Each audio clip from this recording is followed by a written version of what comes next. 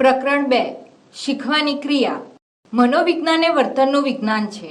વર્તનના અભ્યાસ દરમિયાન જાણવા મળ્યું છે કે પૃથ્વી પરના તમામ સજીવોને તેમની આસપાસના પર્યાવરણ સાથે કામ પાર પાડવા માટે શિક્ષણ અનિવાર્ય છે. દરેક સજીવને પોતાના જીવન રક્ષણ અને નિભાવ માટે કોઈને કોઈ પ્રકારનું શિક્ષણ તો લેવું જ પડે છે.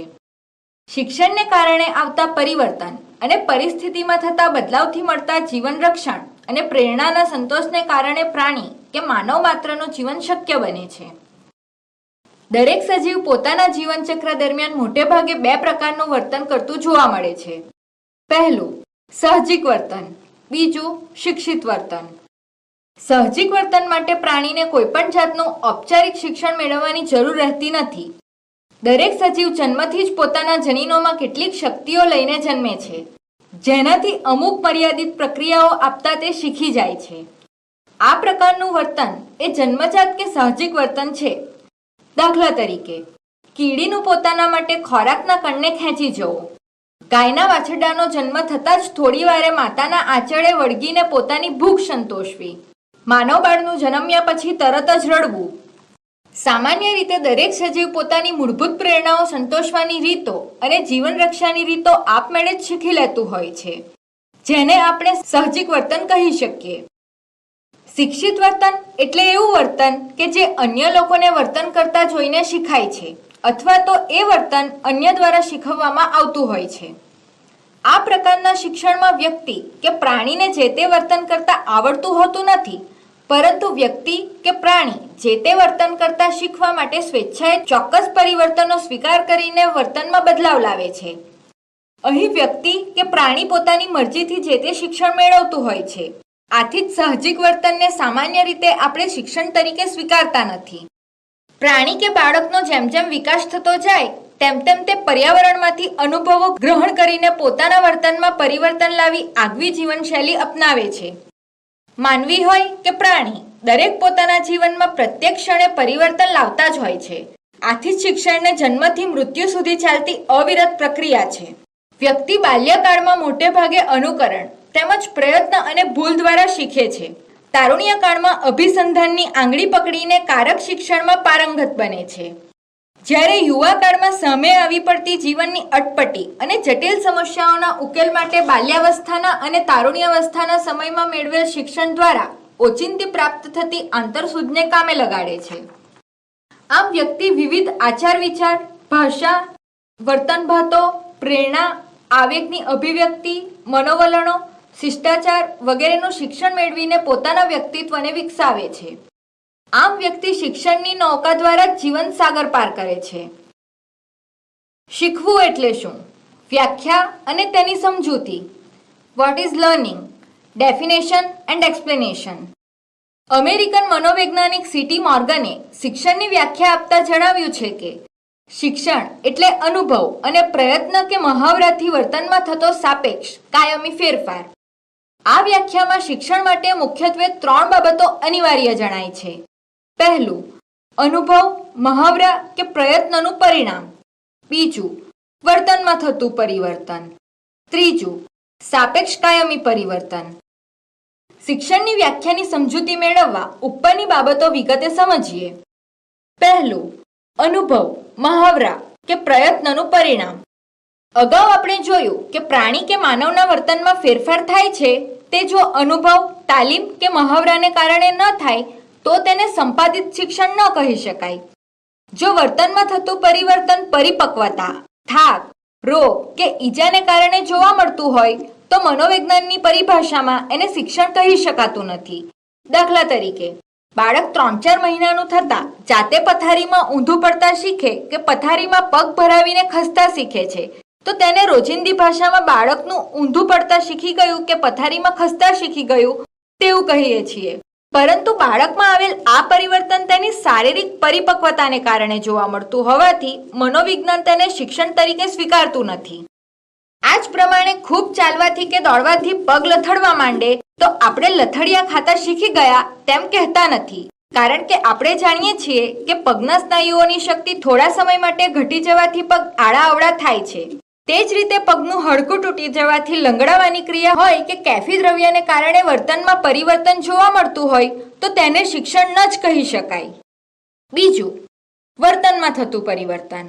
કોઈ પણ બાબતનું શિક્ષણ ત્યારે જ કહેવાય જ્યારે પહેલા જે વર્તન હતું તેમાં પરિવર્તન જોવા મળે.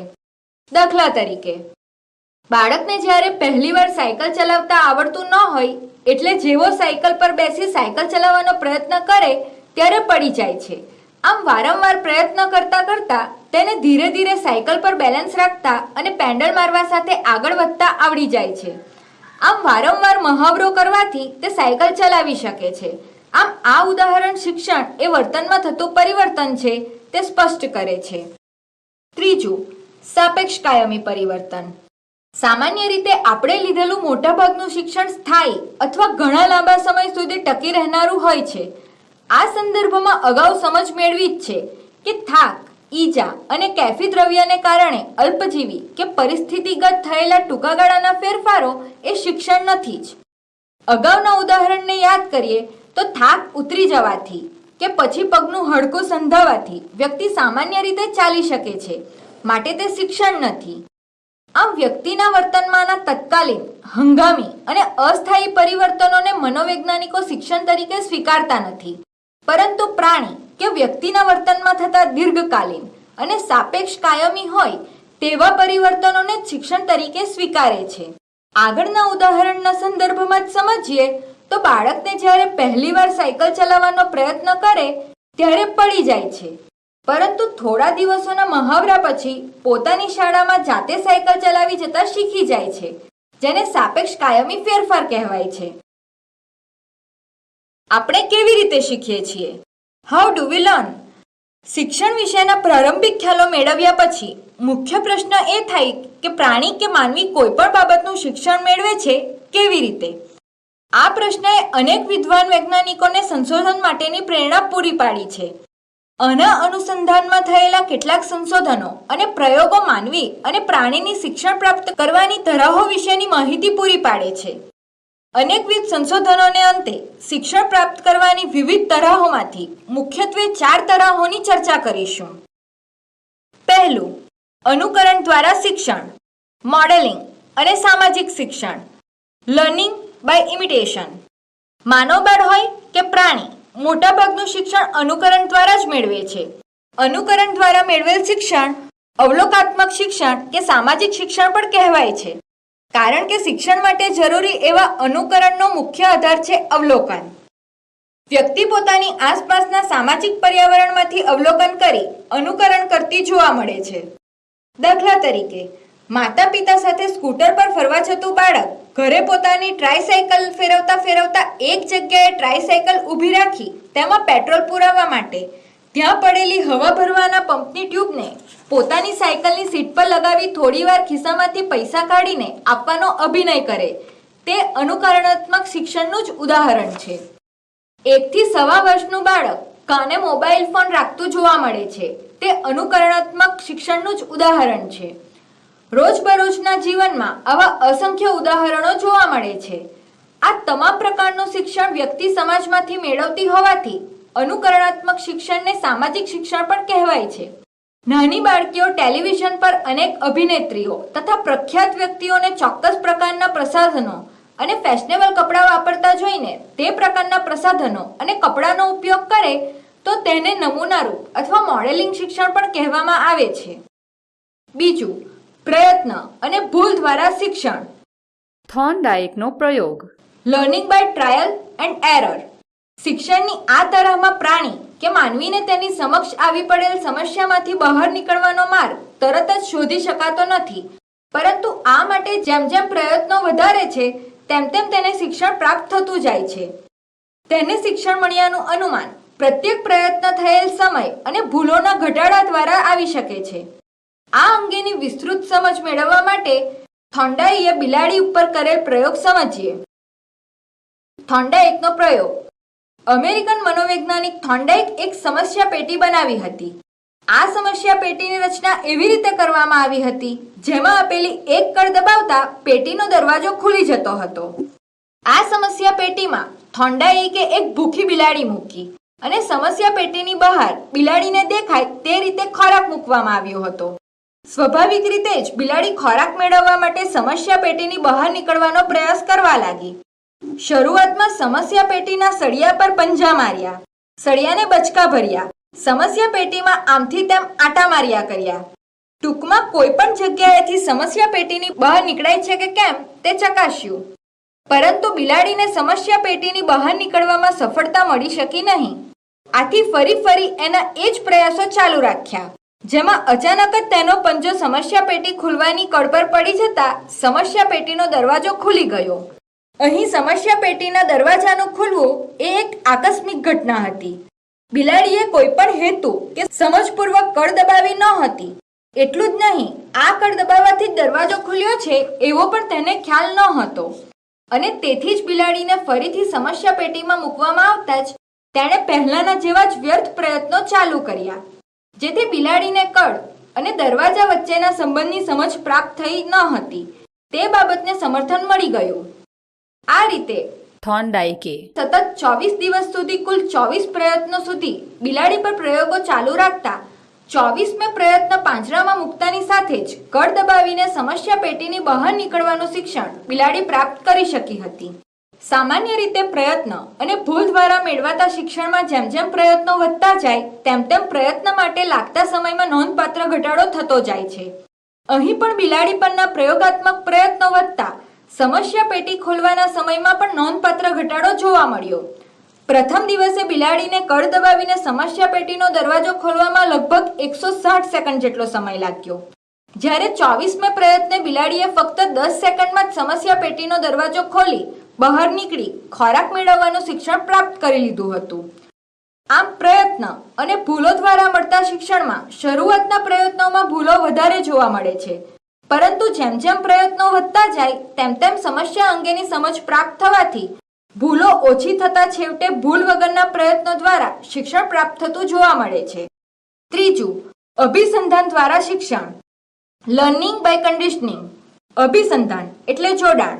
અભિસંધાન એ શિક્ષણની એક તરહ છે જે સહચર્યાવાદ ઉપર આધારિત છે. મૂળ તટસ્થ ઉદ્દીપક સિવાયના અન્ય ઉદ્દીપક પ્રત્યે સમાન પ્રતિક્રિયા આપવાનું શિક્ષણ પ્રાપ્ત થાય તો તે પ્રક્રિયાને અભિસંધાન થયું કહેવાય. દાખલા તરીકે શાળાના જુદા જુદા પ્રકારના ઘંટ વાગવાની સાથે જોડાયેલી આપણી વિવિધ પ્રવૃત્તિઓ. આ પ્રકારના શિક્ષણમાં વ્યક્તિને થતા અનુભવોની સાંવેદનિક પ્રતિમાઓનું મગજમાં જોડાણ થાય છે અને તેથી એક ઉદ્દીપકની રજૂઆત થતા અન્ય ઉદ્દીપકની સ્મૃતિ તાજી થાય છે. આમ અભિસંધાન એટલે અનુભવોની એવી સાંકળ કે જેમાં એક ઉદ્દીપકની ઉપસ્થિતિમાં અન્ય ઉદ્દીપકોની હાજરી હોવાનો અહેસાસ થાય છે. રશિયન શરીરશાસ્ત્રી ઇવાન પેટ્રોવિચ પાવલોવે 1849 થી 1936 પાચન ક્રિયાનો અભ્યાસ કરતા અનેક પ્રયોગો કરી અભિસંધાનને સમજાવ્યું છે. આ અભિસંધાન પરંપરાગત હોવાથી શાસ્ત્રીય અભિસંધાન અથવા રૂઢ અભિસંધાન તરીકે પણ ઓળખાય છે. આ ઉપરાંત શાસ્ત્રીય અભિસંધાનને પ્રશિષ્ટ અભિસંધાન પણ કહે છે. પહેલું, પ્રશિષ્ટ અભિસંધાનનો પ્રયોગ. રશિયન શરીરશાસ્ત્રી ઇવાન પેટ્રોવિચ પાવલોવને 1849 થી 1936 પાચન ક્રિયાના અભ્યાસમાં રસ હતો. તેમણે પોતાની જિજ્ઞાસા સંતોષવા માટે કૂતરા પર પ્રાયોગિક અભ્યાસ કરતા તેમને અભિસંધાન વિશેની ઘણી જાણકારી પ્રાપ્ત થઈ અને મનોવૈજ્ઞાનિકને શાસ્ત્રીય પ્રશિષ્ટ અભિસંધાનની મહામૂલી ભેટ મળી. પાવલોવને 1904માં તબીબી વિદ્યા ક્ષેત્રમાં નોબેલ પારિતોષિક એનાયત થયું હતું. પાવલોવે પોતાના પ્રયોગ માટે એક એવું સાધન બનાવ્યું જેમાં કૂતરાને સ્ટેન્ડ ઉપર સ્થિર ઊભો રાખી અને તેના મોંમાંથી ઝરતી લાળ રસ માપન યંત્રમાં એકઠી થાય જેથી તેનું માપન શક્ય બને. પાવલોવે કૂતરાની સમક્ષ ખોરાક રજૂ કર્યો. ખોરાક જોતા જ કૂતરાના મોંમાં લાળ ઝરી. આ લાળ ઝરવાની પ્રતિક્રિયા ખોરાક જોતા જ જોવા મળી હતી, જે સહજ પ્રતિક્રિયા હતી.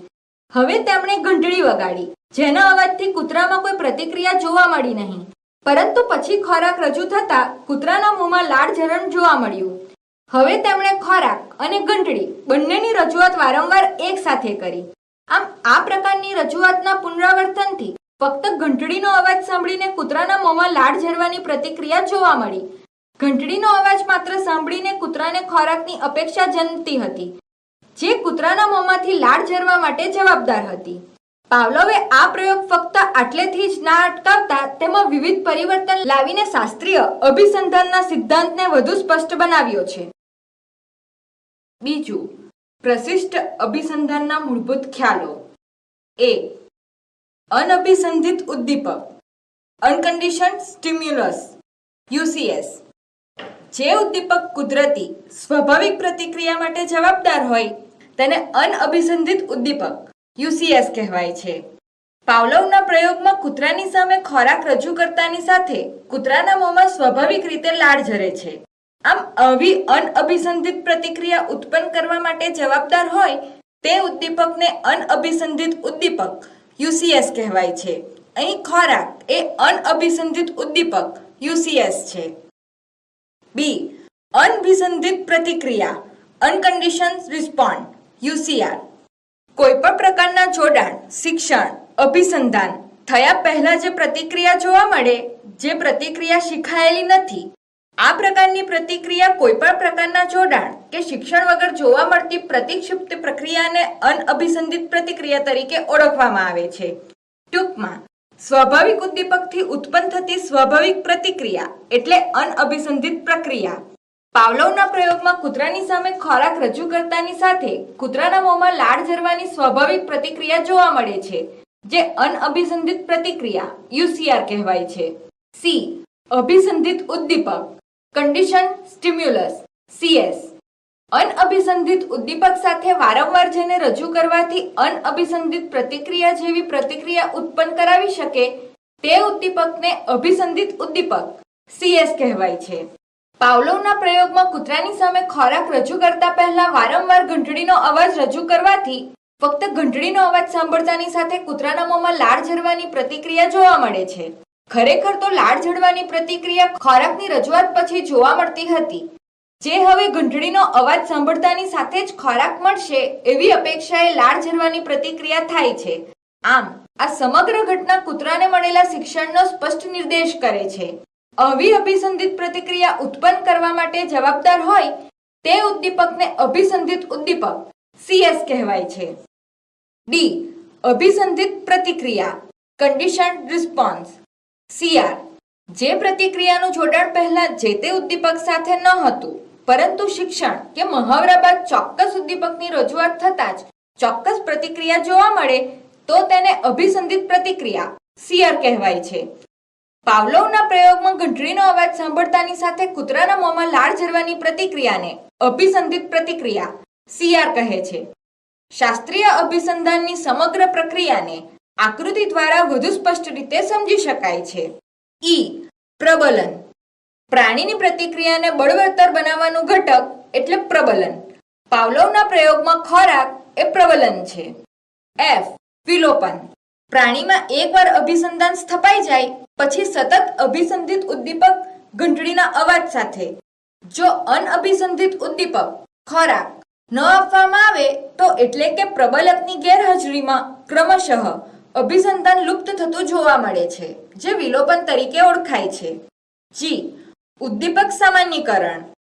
સામાન્યીકરણ એટલે એક ઉદ્દીપકના જેવા સમાન લાગતા અન્ય ઉદ્દીપકને પહેલાનું ઉદ્દીપક સમજવું.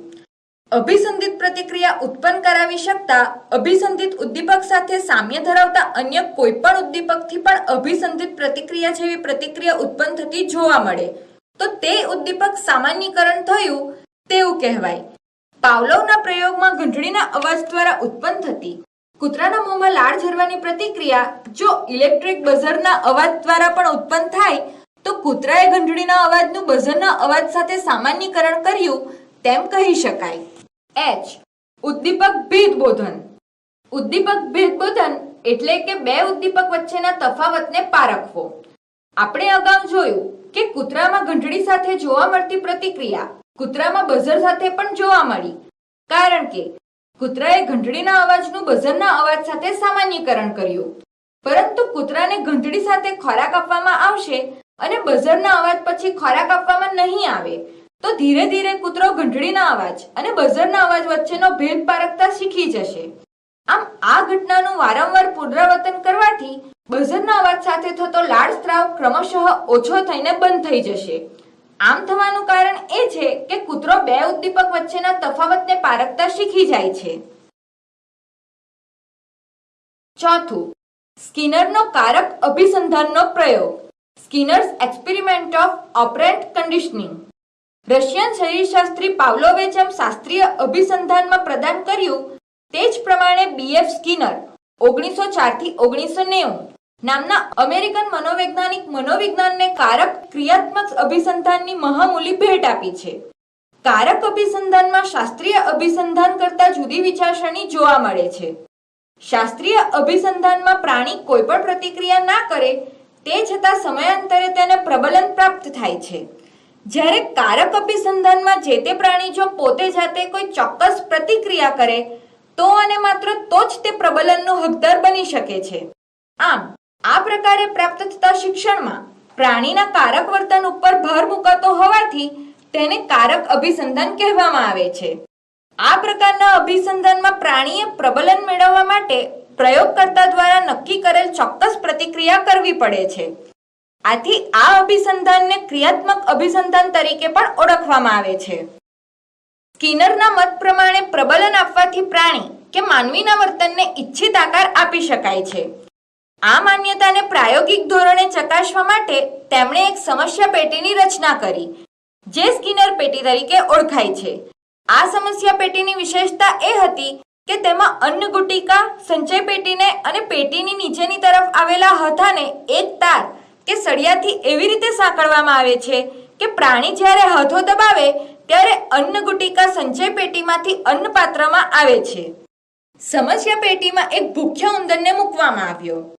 ઉંદરે શરૂઆતમાં પેટીમાંથી બહાર નીકળવાના ખૂબ જ પ્રયાસો કર્યા, જેમાં પેટીમાં દોડ કરવી, સમસ્યા પેટીના સળિયાઓ પર પ્રહારો કરવા, સળિયાને બચકા ભરવા જેવી ક્રિયાઓનો સમાવેશ થતો હતો. આવી અનેક ક્રિયાઓ દરમિયાન અચાનક તેનાથી અન્નગુટિકા પ્રાપ્ત કરવાના હાથો દબાઈ ગયો.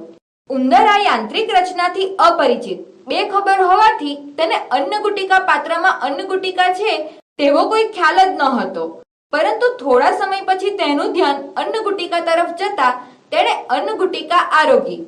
ઉંદર દ્વારા થયેલ આ પ્રતિક્રિયા તદ્દન આકસ્મિક હોવાથી ઉંદરને આ અંગેનું કોઈ શિક્ષણ પ્રાપ્ત થયેલ ન હતું. આથી ફરી એને સમસ્યા પેટીમાં મૂકતા સમસ્યા પેટીમાંથી બહાર નીકળવાના વ્યર્થ પ્રયાસો શરૂ કર્યા. આ દરમિયાન તેનાથી ફરીથી અચાનક હાથો દબાઈ જવાથી અન્નગુટિકા પ્રાપ્ત થઈ. પ્રથમ અન્નગુટિકા ઉંદરને પેટીમાં મૂક્યાની 15 મિનિટ પછી પ્રાપ્ત થઈ હતી, જ્યારે બીજી અન્નગુટિકા પેટીમાં મૂક્યાની 35 મિનિટે એટલે કે પ્રથમ અન્નગુટિકા પ્રાપ્ત થવાની 20 મિનિટ પછી પ્રાપ્ત થઈ. ત્યારબાદ 47 મિનિટે ત્રીજી અન્નગુટિકા અને ચોથી અન્નગુટિકા ઉંદરને પાંજરામાં મૂક્યાની 71મી મિનિટે પ્રાપ્ત થઈ. આ 4 વાર હાથો દબાવવાની પ્રતિક્રિયાઓને અંતે ઉંદરને સમજ પ્રાપ્ત થઈ કે હાથો દબાવવાથી અન્નગુટિકા પ્રાપ્ત થાય છે. ત્યારબાદ ઉંદર વારંવાર હાથો દબાવીને અન્નગુટિકા મેળવતો થાય છે. તેનામાં હાથો દબાવવાની ક્રિયા અને અન્નગુટિકાની પ્રાપ્તિ અંગેનું અભિસંધાન જોવા મળ્યું, જે સ્પષ્ટ રીતે તેણે મેળવેલા શિક્ષણનો નિર્દેશ કરે છે. આમ સમસ્યા પેટીમાં પુરાયેલા ભૂખ્યા ઉંદરના સમસ્યા પેટીમાંથી બહાર નીકળવાના વ્યર્થ પ્રયાસો કરતા હાથો દબાઈ જવાથી તેને ખોરાક પ્રાપ્ત થયો, જેનાથી તેની પ્રતિક્રિયાઓને પ્રબલન પ્રાપ્ત થયું અને પ્રબલન મળવાથી ઉંદરની પ્રતિક્રિયાનું દૃઢીકરણ થયું. મૂળભૂત ખ્યાલોની સમજૂતી. એ. પ્રબલન. કોઈ પણ શિક્ષણના દૃઢીકરણ માટે પ્રબલન જરૂરી છે. પ્રબલન એટલે કે શીખવવામાં આવેલી પ્રતિક્રિયાને દ્રઢ કે બળવત્તર કરનારું ઘટક. સામાન્ય રીતે શાસ્ત્રીય અભિસંધાનમાં કૂતરાના લાળસ્ત્રાવ માટે ખોરાક એ પ્રબલન તરીકેની ભૂમિકા ભજવે છે, જ્યારે ક્રિયાત્મક અભિસંધાનમાં ઉંદરની હાથો દબાવવાની પ્રતિક્રિયાથી પ્રાપ્ત થતી અન્નગુટિકા ઉંદરના શિક્ષણ માટે પ્રબલન બની રહે છે.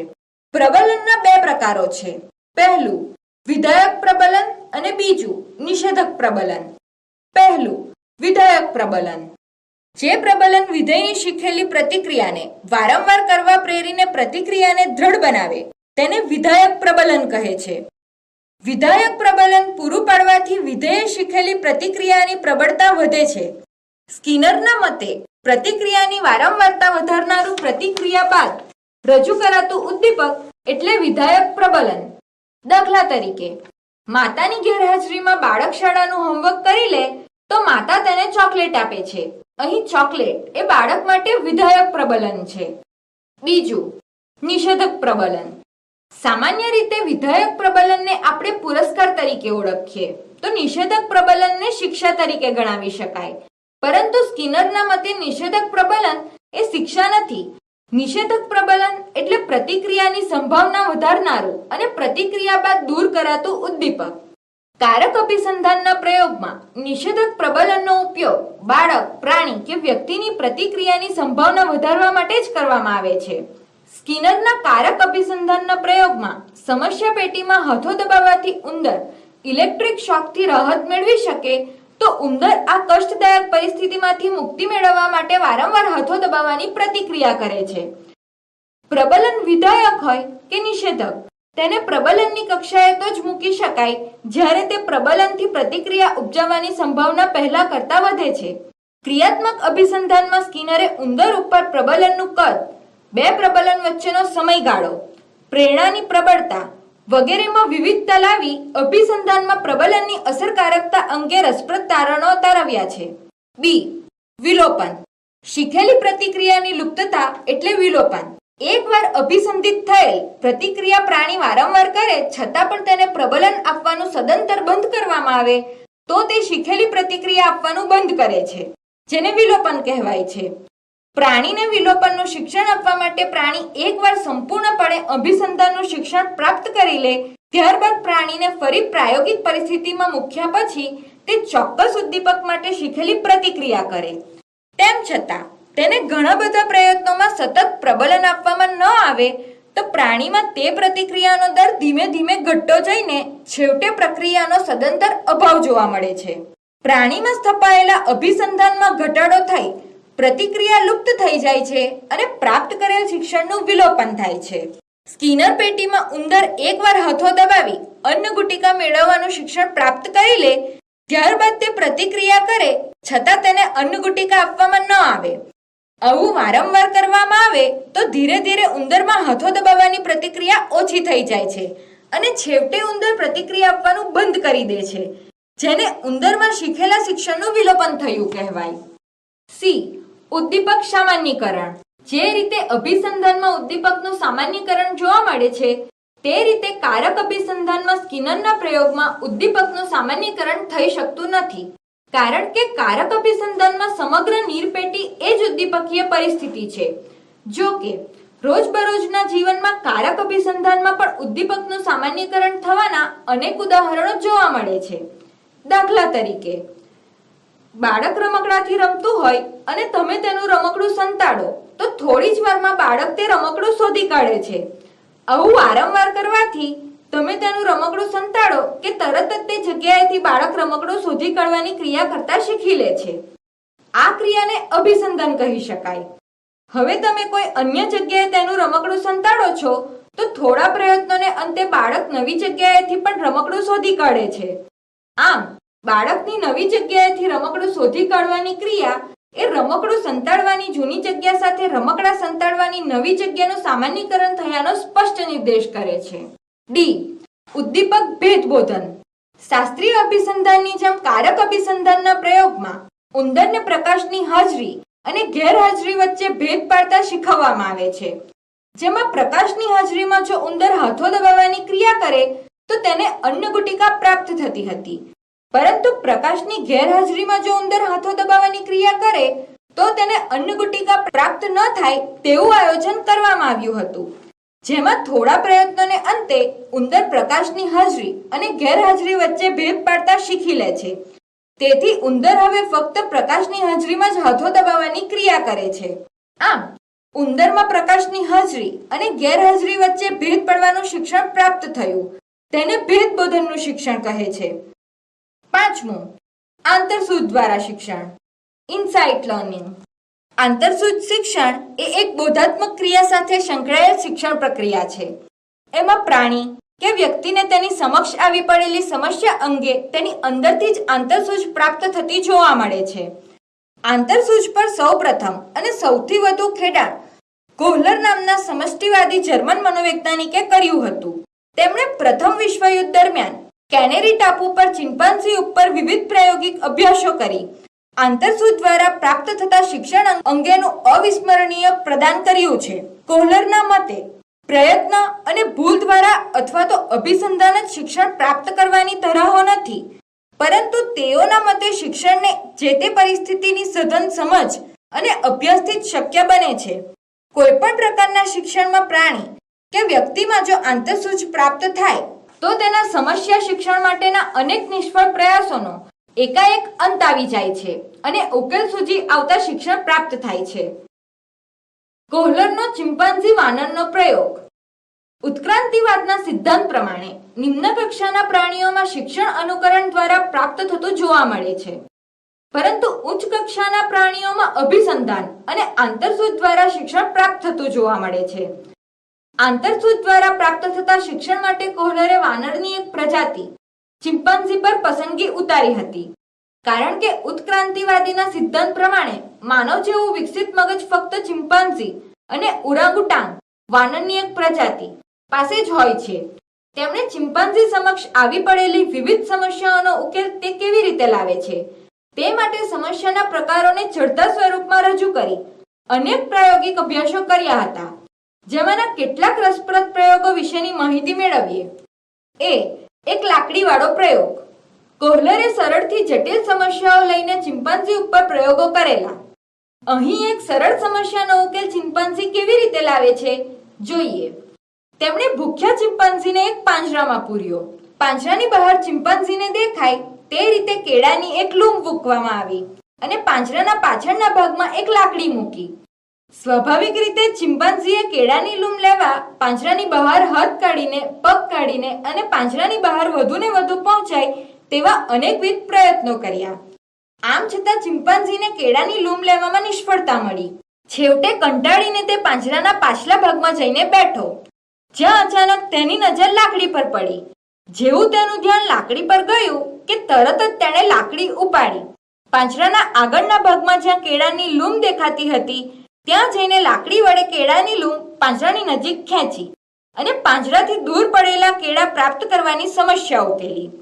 આમ આ સમસ્યા ઉકેલ માટે ચિમ્પાન્ઝીને લાકડી જોઈને થયેલો ઝબકારો કે આંતરસૂઝ જવાબદાર છે. બે લાકડીવાળો પ્રયોગ. કોહલરે ચિમ્પાન્ઝી ઉપર આંતરસૂઝ અંગે અન્ય એક પ્રયોગ પણ કર્યો.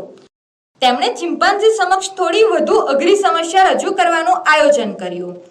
તેમણે કેળાની લૂમ પહેલાના પ્રયોગ કરતા થોડી વધુ દૂર મૂકી, જે પ્રથમ પ્રયોગવાળી લાકડીથી ચિમ્પાન્ઝીના હાથમાં આવી શકે તેમ ન હતી, પરંતુ આ વખતે પાંજરામાં એક નાની લાકડી મૂકી હતી અને પહેલી લાકડીથી લાંબી બીજી લાકડી પાંજરાની બહાર મૂકી હતી, જે ચિમ્પાન્ઝી પાંજરાની અંદર પડેલી લાકડીથી પાંજરામાં લઈ શકે તેમ હતો.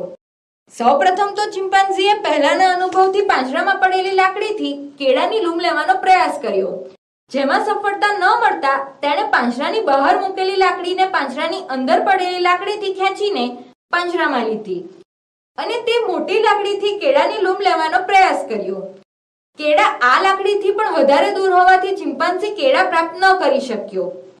આથી નિરાશ થઈને લાકડીઓ વડે રમત કરવા લાગ્યો.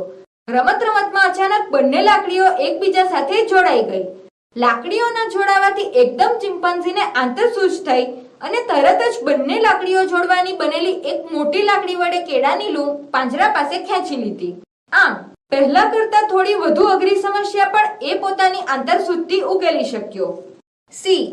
ખોખાનો પ્રયોગ. કોહલરે થોડી વધુ અઘરી સમસ્યા રજૂ કરીને આંતરસૂઝ દ્વારા શિક્ષણ પ્રાપ્ત કરી શકવાની ચિમ્પાન્ઝીની ક્ષમતાને ચકાસી હતી. આ પ્રયોગના આયોજનમાં તેમણે ઊંચી છતવાળા ઓરડામાં 3 ખોખા મૂક્યા હતા. આ ઊંચી છતવાળા ઓરડામાં કોહલરે વચ્ચોવચ્ચ કેળા લટકાવ્યા. ચિમ્પાન્ઝીએ કેળા જોયા એટલે કૂદકો મારીને કોઈ પણ રીતે કેળા પ્રાપ્ત કરવાના અનેક નિષ્ફળ પ્રયાસો કર્યા.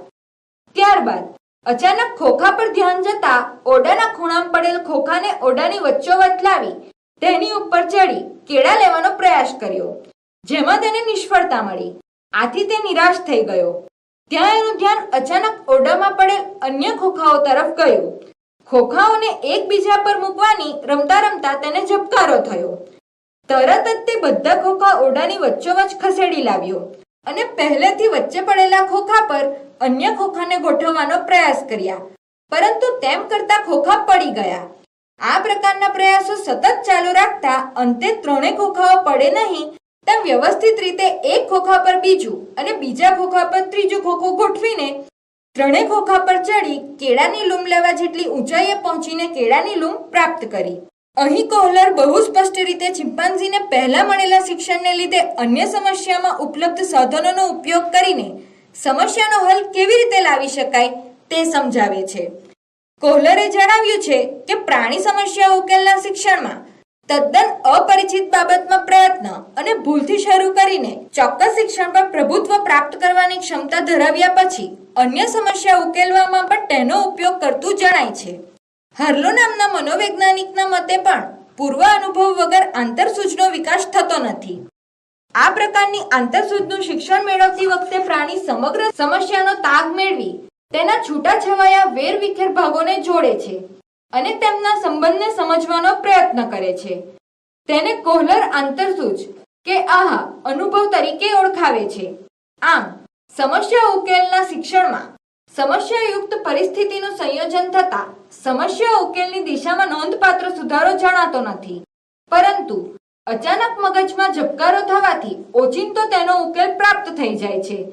આ રીતે પૃથ્વી પરના દરેક સજીવને પોતાના જીવનની રક્ષા માટે અને આસપાસના વાતાવરણ સાથે સમાયોજિત થવા માટે ઉપર દર્શાવેલ કોઈને કોઈ શિક્ષણની તરાહને અપનાવવી પડે છે. જો કે મોટે ભાગે એક કરતાં વધુ શિક્ષણની તરાહનો ઉપયોગ થતો જોવા મળે છે.